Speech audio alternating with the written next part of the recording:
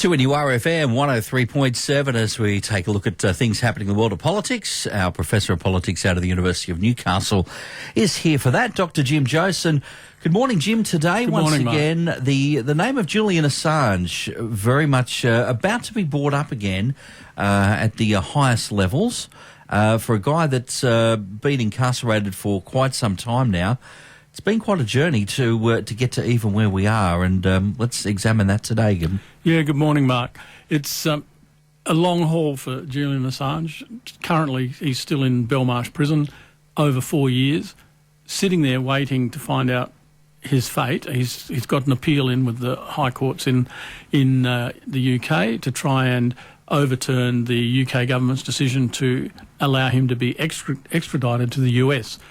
Now, the interesting and I think disgraceful part of all of this is that for the best part of a decade, he's effectively been imprisoned for doing what any newspaper publisher would do, which is publish scooped information, inside information that they have been given access to.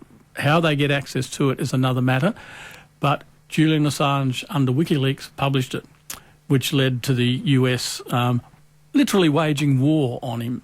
I don't think that's too strong a term.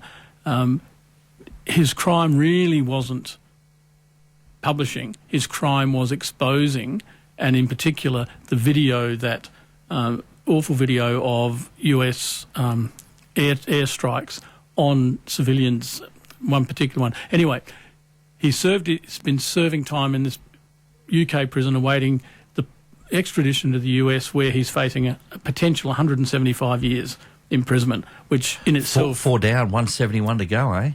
Well, I'm not sure they take time counted. No. But the really important issue for us today is that the Prime Minister will have an opportunity to lobby the US President when they meet again in May the 24th for the Quad meeting. Actually, they'll meet before then, because the G7 meets the weekend before in Hiroshima in Japan. Then the Japanese Prime Minister, the Indian Prime Minister and the US President will meet in Australia with Australia's Prime Minister, and we will be hosting this. So Anthony Albanese has an opportunity to lobby the US President or the Vice President, because there are rumours that Joe Biden may decide that it's not going to be able to come, and he will send Kamala Harris in his place.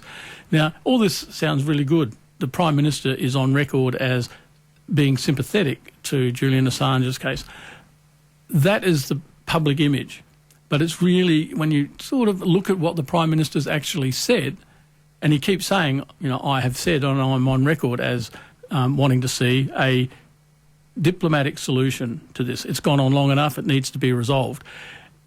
He hasn't actually said what that solution should look like, only that there needs to be a solution.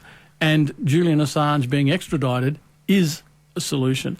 Now, if and that's really having a bet each way. That's whatever happens, happens. Well, it's promoting, from a government perspective, from a political perspective, it's promoting the Prime Minister as a champion of Julian Assange, because he's being described as having heartfelt views on this, etc. And that all may be genuine. But from my perspective, if you like, looking at this and saying, well, what's the political dimension here? He's trying his hardest not to aggravate the US, not to put the US President and the US government offside. So there's this delicate relationship, if you like, that Anthony Albanese has to maintain. He has to maintain the confidence of the US that Australia is a staunch ally, on the one hand, at the same time be seen to be defending an Australian citizen after, you know, whom the US government is going after. And of course the wider implications, whereas, okay, he's one individual representing this, his one organisation, but if the implication is, well, if governments can go down this road, all of a sudden the impetus or the want to start publishing things that are a little bit more at that top level, that's going to disappear, because everybody's going to say, well, do I really want to go after governments because look what happened to him. I don't want to be next. But it's happening now in other areas. It's a really crucial issue around Julian Assange. The issue of what he published is one thing, and one might take issue with that and deem it an inappropriate publication. But the right to publish and the right to hold governments to account or to call out governments on their behaviour is fundamental to the operation of a healthy democracy.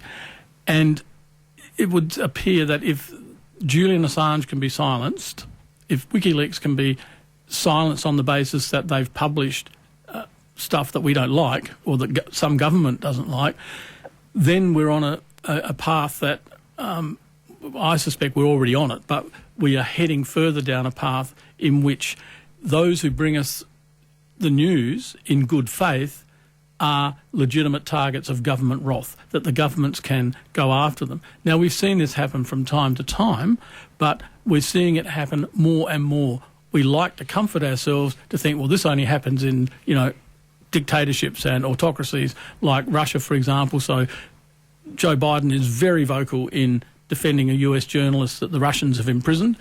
But the level of vocal noise from our own Prime Minister and previous Prime Ministers over the imprisonment of Julian Assange, who has every right to be considered a publisher and a journalist, there's been a deafening silence in many respects. Oh, look, Jim, it's always easy to point the finger. I mean, I could point the finger at somebody else and say, look how bad they are, look at their horrible things. But, we're seeing it a lot closer to home. We certainly saw it in Victoria during the COVID time with the horrible treatment of independent journalism down there. We've got an Australian journalist that's still in prison in China that no one seems to be rattling the cage for all too much either. We don't know why she's in prison. So this is something that I know Julian Assange is the big name here and should be.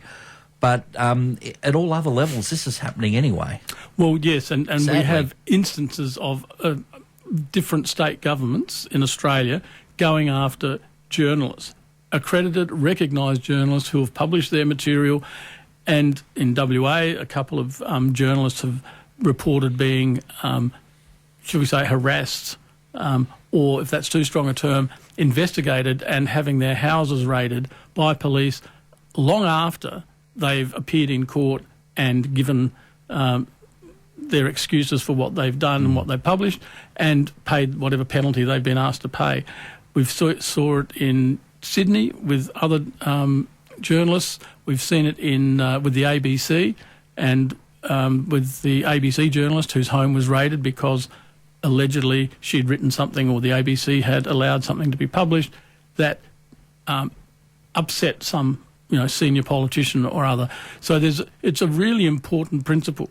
Now, the difficult thing, I suppose, for our Prime Minister is being able to swing the US Prime Minister, the US President, to a point where they back off and say, okay, enough's enough. We'll be satisfied if he's sent back to Australia. I suspect that they're looking to ways of dismantling WikiLeaks if they can, but that's a whole other problem. Silencing Julian Assange, the individual, is not going to dismantle WikiLeaks as the organisation. All right, well, we'll see where it goes, Jim. As always, thanks for your time. Have a great couple of weeks. Yeah, my pleasure, Mark. 2NURFM, a broadcast service of the University of Newcastle.